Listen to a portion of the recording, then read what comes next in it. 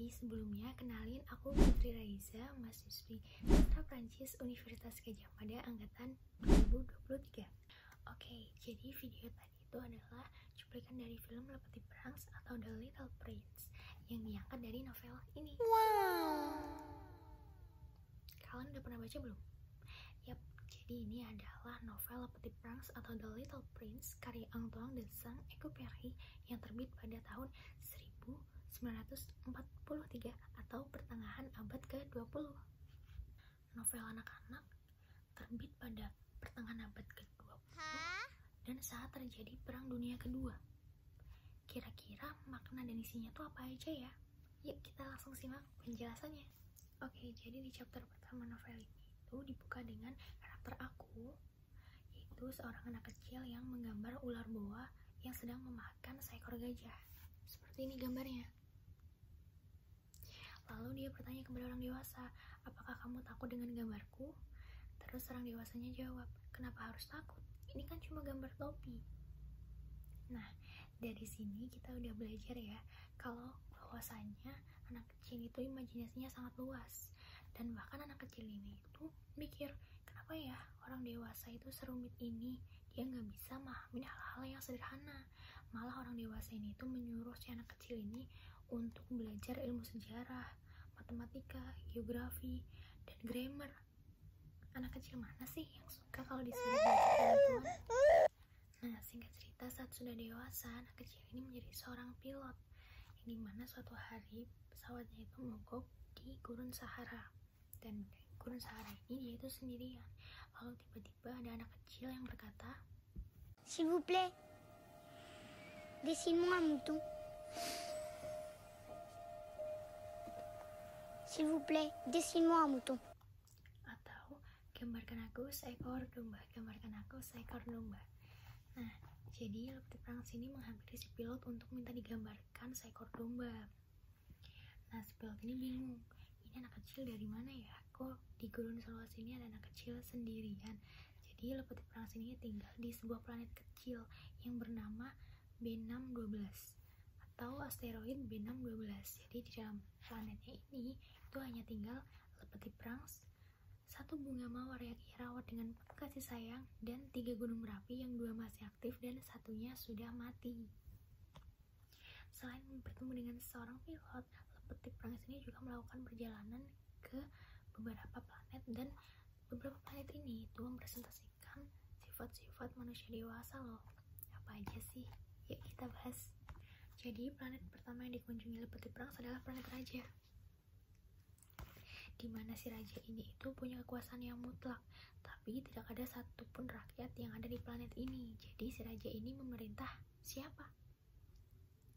Oke, di sini kita menemukan makna bahwa kekuasaan tanpa tanggung jawab itu tidak berarti apa-apa, dan pemimpin sejati adalah mereka yang bisa melayani, bukan hanya memerintah.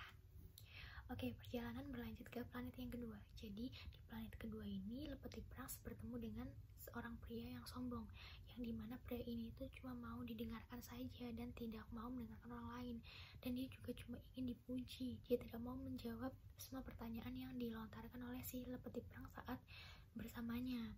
Nah, di sini tuh kita bisa mengambil makna kalau obsesi akan pujian atau tidak mau mendengarkan orang lain itu akan membuat kita kehilangan makna sejati diri kita dan akan membuat kita tidak punya hubungan tulus dengan orang lain.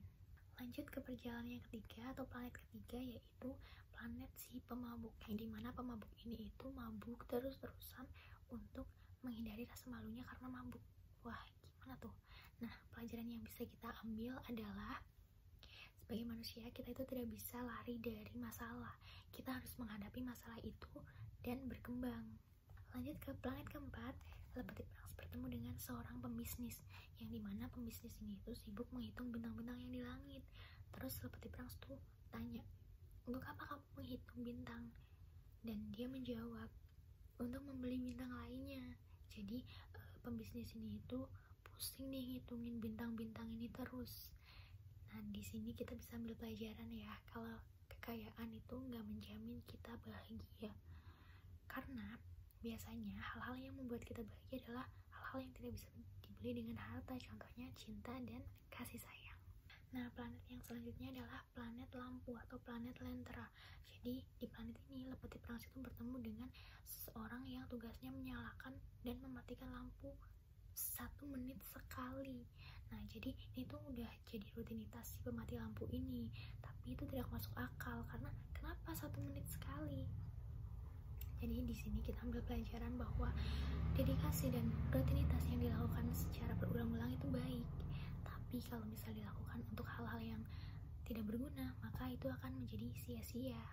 Nah, di planet kelima, Lepeti Prangsa bertemu dengan seorang geograf atau ahli bumi yang katanya dia itu tahu loh semua tentang bumi, tapi ternyata pas ditanya, orang ini tuh nggak pernah loh datang ke bumi. Terus gimana cara taunya? Nah, dari sini kita udah ngambil pelajaran bahwa hidup itu harus dijalani, bukan hanya dipelajari dari jauh aja.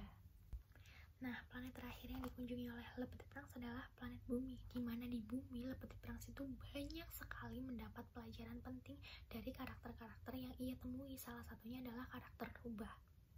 Jadi karakter rubah ini itu mengajarkan kepada Lepeti Prangsa bagaimana sih cara membangun hubungan emosional dengan makhluk hidup lainnya. Terus juga ada scene di mana dia itu bertemu dengan bunga mawar, segerombolan bunga mawar. Jadi dia itu kan punya bunga mawar nih di planetnya.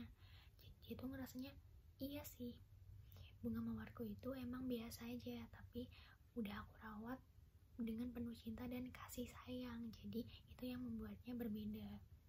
Jadi hal-hal istimewa itu bisa kita lihat bukan dari bentuk fisiknya atau keunikannya, tapi dari hubungan emosional yang sudah kita bangun.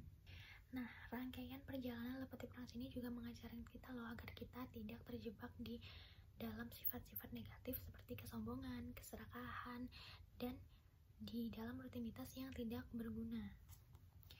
Di novel ini, Antoine de Saint-Exupéry ini mengajak kita untuk melihat dunia itu dengan hati, mencintai apa yang kita miliki, dan menghargai hubungan dengan orang lain. Oke teman-teman, kita sampai di akhir pembahasan. Semoga pembahasan ini bermanfaat untuk aku, untuk kalian, dan untuk kita semua ya, serta bisa meningkatkan minat baca kalian semua. Dadah! Days pull you down just like a sinking ship.